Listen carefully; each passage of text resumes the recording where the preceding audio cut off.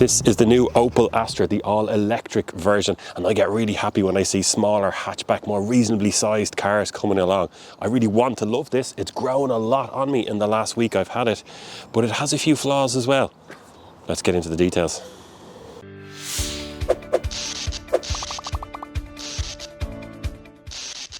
First up on the looks, I think this car looks really, really good. It's relatively simplistic here at the front. Now you've got a few little air intakes as well because this platform houses the combustion models, but I think it looks really well. It's simple. The black plastic trim is broken up nicely by these blue bars that come along.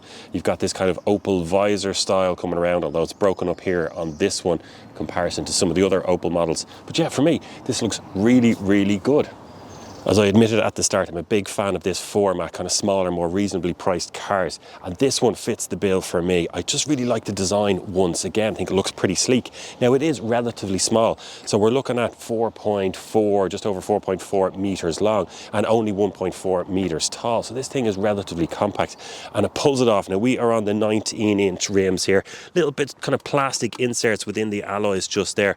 They look really well. Some EVs are going for the completely flush alloy wheels. Those is a little bit more life to them, and I think they do look really good. Body coloured door handles, and then you've got the door mirrors in this kind of piano black, and that matches up with the B pillar there and a lot of what's in the back. And for me, this looks really, really good. And at the back, it's more of the same, please. Couple of things that we're quite happy with. You get a wiper. A lot of people give out about when you don't get that. A nice little spoiler just in there at the elevated tail light and that shark fin aerial. And once again, relatively simplistic, yet it's kind of sharp and angular in some areas. And I think they've balanced that off very, very well. A little bit of black plastic trim down the end. I think overall still looks really good. And I like this kind of newer style of lettering here with the badging and the little E to indicate this is the fully electric version. We'll fire her up there, and I think it's a good chance just to have a quick run around the inside of the car here. Now we're not going to go through every little detail, just want to give you general impressions of what this is like. And in terms of overall feel, I'm quite happy with the interior here. You've got these kind of Alcantara style seats. The dash is nice. You've got that kind of squishy, spongy plastic there with kind of carbon fibre effect. It's all very clean. It's relatively simple. A lot of kind of glossy piano black here on this centre console. That can get scratched and a little bit damaged over time. But I think that they've done this quite well. And you've got a few cubby holes for storage. So you've got the little bin just there, and you'd get, you know, 2 or 3 wallets in there. It's not the biggest at all because you've got that shaft going down because this is on a platform that houses the combustion engines as well. The place for your wallet, 2 cup holders just there, and another kind of big enough bin down there actually, and that's got the wireless charger in it, but also 2 USB-C connections and your 12-volt charger. Got this kind of discreet little sunglass holder just there, air vents. Now, what's most important about in here really, just to also mention, you got your electric windows, electric mirrors, they'll fold in, things like that.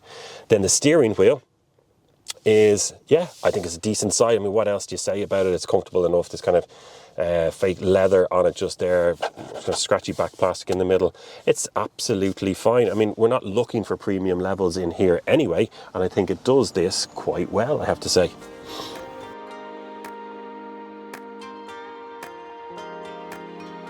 Coming into a roundabout just here, we're indicating right on this smaller car, and you can feel the difference in the weight. It just feels that bit leaner and more nimble. So the Astra, the electric version anyway, is 1.7 tons, just a fraction off that. So look, it's still a heavy car compared to what we were seeing 10 years ago, but compared to the EVs that are out there at the moment, that's quite light, and you can feel it. You come up to another roundabout here, into it, park right, and then in left again. And yeah, it feels stable and steady, like not incredibly sporty. That's not what I'm trying to say here. Now I'm going to indicate right on this roundabout as well. It's a longer turn here, flying around. Oh yeah, quite stable. You feel the tires working for grip there. Front wheel drive, and then release down the on-ramp for the motorway.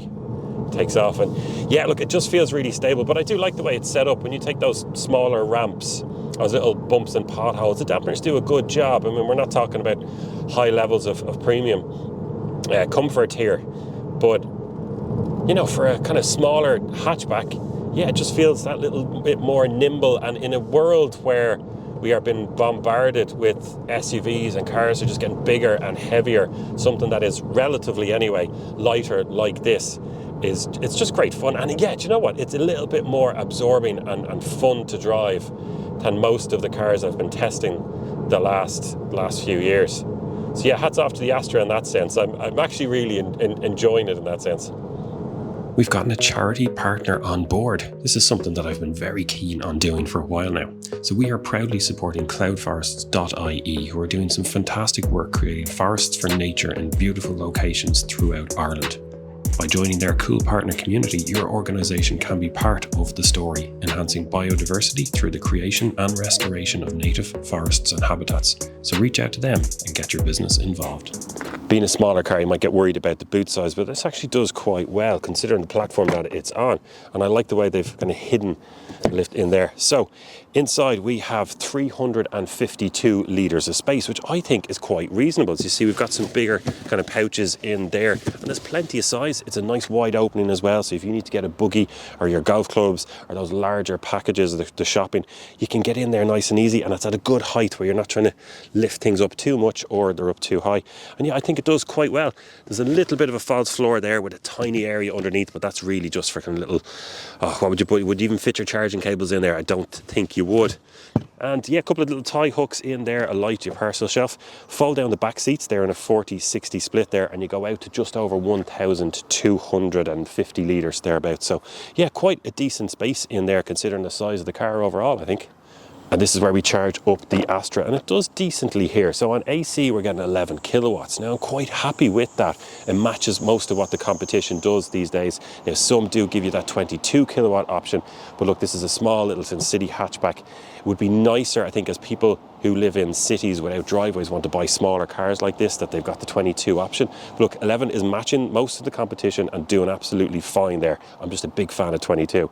Then on DC, the extra 2 pins there, CCS connection, of course, like pretty much every single car these days. And you're peaking at 100 kilowatts.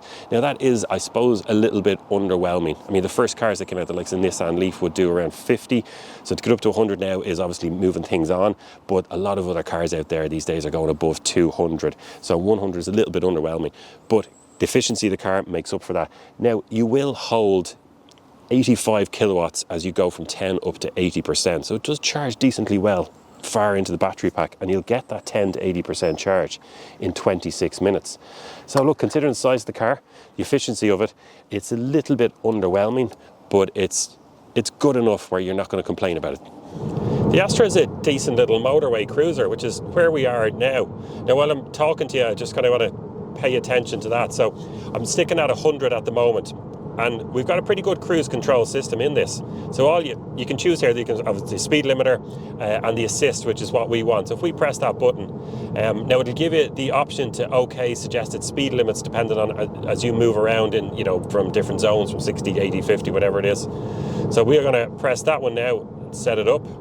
And there the car is set, and we can go up and down here with a flick of a switch. So down brings it down in ones. If we longer press, it brings you up in fives, which is why we have it set to go back to 100 just there now. And it's a pretty good system. Now, it has drive assist as well. Now, you heard the little beeping, so I think it's just a little fault with this one. I tried to clean the sensor, and that didn't clear the system. So I'd say it's just a little tweak, but it is driving for itself. So I'm not actually steering now. Now, legally and responsible driving means you should have your hands on the steering wheel, but I'm not steering. This is just following the contours of the motorway as I'm going down the road. And if I come up behind another car, it'll slow me down and just track the car in front. And there's a little sign now. It's come up on the heads-up display, which is great, by the way. Keep your hands on the wheel. So the car knows or is not sensing any input from my hands on the steering wheel, so that warning will come up, and then it'll start really beeping at you, and then that system will just cut out and it won't let you use it again. So I'll be a good reviewer and keep my hands on the steering wheel. But yeah, look, really, really good motorway system. So that you're getting the warning light there for the lane change assist. So I haven't been able to use that, so I don't know why that is, but I'm okay with it, it's fine. But look, what I'm getting here now is a really good system. One thing I find with a lot of especially the cars that come from Asia, I presume it's about the road markings, but when you come to on and off ramps, sometimes the cars would veer a little bit. In this, it's holding true. It's keeping to the centre of the lane. It's nice and smooth. It's not jerking around a little bit, and it's a really good system. And I think the fact that it's quite low, 1.45 meters, not the widest, heaviest car, it's quite efficient.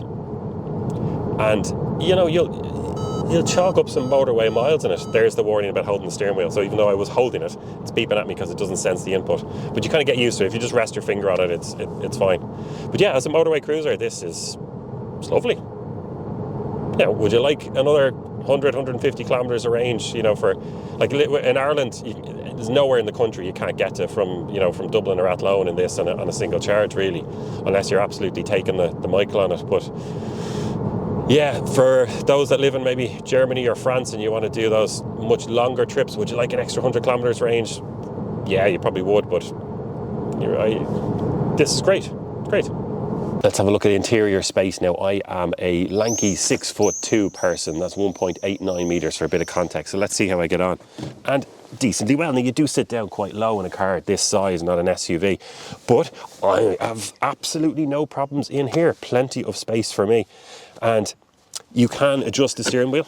So you've got reach and rake on that to get it how you want it. I don't feel too enclosed. I like the way the center console, just this part around here at my left hand, is dropped down lower, so it does feel a little bit more open.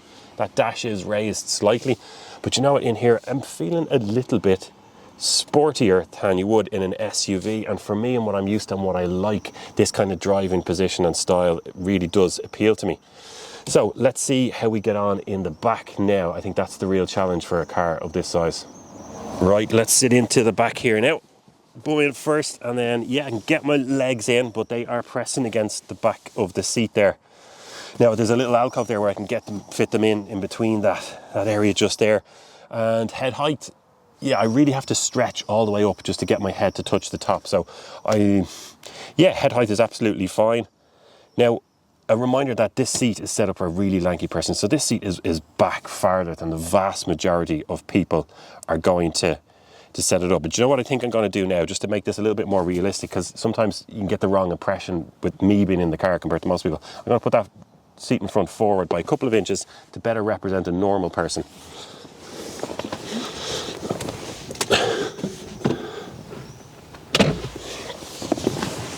Now I've moved that forward to a position where I could still drive comfortably, and now I can fit in. My knees just about touch that side part, but I can easily fit them in the middle just there. My toes go underneath, and I'm kind of happy out now. And on a longer journey here, I think I'd be absolutely fine. I've got a little armrest in here, 2 cup holders, and a little kind of a phone or a magazine holder there. Pouches in the back, USB-C connection there, and just a little storage area and air vents. And the materials in the back here, they're grand. A little bit of black plastic trim around the doors, but we kind of expect that. And some fake leathers just there, electric windows and a door bin. And I think this is quite reasonable. Considering the size of the car, they do eke it out, and it's not a dedicated EV platform. So you do lose a little bit of a space there where the tunnel is. It's on the exhaust at the back. I think I'm just happy to be in a car this size and for it to actually just get the job done. There isn't acres of space, but it gets it done. So power in the Astra is probably not its strong point, but we need to keep a bit of perspective on that. So people that are used to buying cars like this are typically buying, probably the 1.2, 1.4 litre versions, maybe a 1.6 diesel or something like that. Then the high end ones, you might get a 2 litre. So, but what people are used to with cars like this is those, relatively speaking, got underpowered cars. The electric version comes with a 115 kilowatt motor. So that's 156 PS and 270 Newton meters of torque. So this thing, compared to what people are used to buying cars this size, will find it really, really peppy. Now, that 0 to 100 sprint in this car is 9.2 seconds, so it's definitely falling behind a lot of the competition. We might have mentioned in the video already, depending on how I edit this, the comparisons to the Niro EV, which this is fractionally more expensive to the Model 3. So this is, a good bit slower than those, but especially the Model 3. But look, it does absolutely fine. I think we're getting obsessed with those 0 to 100 times, and it's just gone bonkers in the electric age. Like a month ago, I handed back a smart car that had more than 400 horsepower and could do the 0 to 100 sprint in 3.7 seconds. Like, it's just madness. Whereas this, I've said it before, is just a reasonable car that gets the job done. And for me, it's enough. So you've got different modes here. So we've got Eco, and there's a little toggle switch just down here. There's an Eco, Normal, and we'll have it in Sport. And that'll just make things a little bit more reactive and sensitive. Eco kind of will dull the air conditioner and heating a little bit if you have that on. But we're in Sport now. It's at 100. I've got the cruise control on. So let me... Okay, there's nothing around really. No on-ramps, off-ramps. So we're at 100 and I'm going to floor it now. 110, 120. So this picks up pace. Absolutely no problem on it. So yeah, gets the job done. Slower than a lot of the competition, but gets the job done. And also you've got this D and B mode over here, which changes around the regenerative braking. So when you lift your foot off the accelerator, the car will slow you down, not by using the friction brakes, but the motor, now it's incorrect to say it turns into reverse, but the motor will then harness the energy of the moving car, slowing you down, and put that energy back into the battery to charge it up a little bit. And yeah, it's just once again, this is just a really pleasant, solid car that gets the job done. I'm going to put that on my tombstone, aren't they? Gets the job done. Did he really? Let's just talk about money for a second. How much does the Astra cost? Well, I brought up the price list here. I made a few notes last night. So it starts off, the SC is 39,597. So coming in just under that 40,000 euros. Now, you can get into the petrol version of this one here for very, very low 30. So there's a significant price gap just there. Now, it isn't close in terms of performance and even the spec inside. You have to spec that way up and go well past the low up into the mid 30s to match the basic level of this, but even still. Now, after that, you move on to the Elegance, which is the middle, the second and the middle spec, and that is 41,284 euros. Then, if you want to step up to the GS, a few little toys on it, and the top of the range one, 42,543. So for me, that sits just above the average price of a new car in Ireland at the moment, which is floating in and around that kind of 38,000 euros or thereabouts. Now, if you want a few extras, there isn't really any. You just spec up in levels. What you can do is change around the colours, and there's about 6 or 7 colours there. The Vertigo Blue that you're seeing here today is an extra 900 euros, and it comes in that kind of real bright, attention-grabbing yellow for free as standard. What do we think about that? Well, look, I think it's a reasonable price for a car these days, barely above the average, and then considering the running costs in this are going to be so much lower for maintenance and fuel, as you own it, that will drop down. But here's a couple of problems for you. This one starts off at 39,500 euros, which is 1,000 euros more than the starting price for the Niro EV, which has a bigger battery, a lot more range. It's also slightly more expensive than your standard range Model 3, which has a bit more range, a little bit more efficiency, a lot more power and so on. And then even something like the Ioniq 6, which I'm a big fan of personally, is 3,000 euros more than the top spec of this one. You know, I think that I like this Astra a lot more than I should, and that's a kind of strange comment in a way, but we spoke already about price, and it just doesn't quite stand out there. The range, you know, at a solid 350 doesn't blow you away. The tech in here is tiny little bit underwhelming in a way. You know, it's not the fastest, 156 PS, but I still just really like this car and really enjoy driving it. And it just all works together very well. And every time I get out of it, I'm happy with it. I haven't done anything with it yet where I haven't enjoyed it or been worried about it. It's just performed really well. And it's a strange mixture in that sense, but kind of well done to Opel for doing what they've done with this platform in this car. Then the system over here. So I have been quite critical of these cars in the past, and not just, it's across the range as well, so Peugeot, Citroën and so on, and you get a little bit underwhelmed. Now this one is a little bit of a step up from previous generations, but I still don't think they've executed this fairly well. And for me, there's a lot that I like about this car, but if I was forced to come up with a weak point of the car, it would be this system just here. But having said that, I really like the way it's laid out. Got a lot of just little toggle switches there. Got an old school scroller for your volume, press it in to mute it. Shortcut buttons for your heated steering wheel, heated windscreen, heated seats and 3-stage. And it's just easy access, and everything that you want at one touch of a button is just there. You don't have to take your eyes off the road.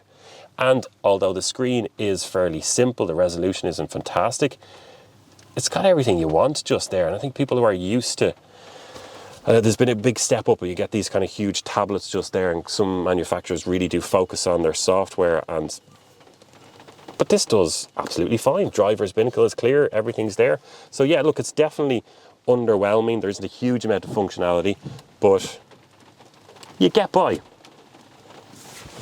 Let's just talk about range for a little bit. So how does the Astra get on? Well, what we're using here, strapped underneath, is a 50.8 kilowatt hour battery. But what does that mean in terms of range? What does that get us? Well, it's like how long is a piece of string with diesel, with petrol, depends on how you drive and the conditions. But for me, this is a kind of a solid 310 to 350 kilometer car. Now in winter you might drop that down into the mid 200s if you're barreling down the motorway. But here's the thing, right? If I press the button on the stalk here, I reset the trip meter when I picked this car up a week ago. I've done 518 kilometers since I got it, and I've averaged, I can see this on the heads up display here, 11.4 kilowatt hours per 100 kilometers. That is hugely efficient. Now I admit that it's been really nice conditions. I haven't been in a rush where I've been barreling down the motorway, but I've been out filming with it, dropping the kids in. I've done a couple of motorway spins.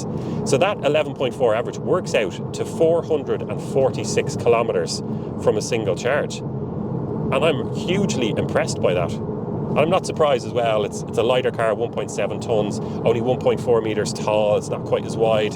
And yeah, a little bit lighter and smaller, so you expect a bit more efficiency. But yeah, like, it's hugely impressive. But look, quick answer is, I think it's a solid kind of, that 330 kilometers thereabouts.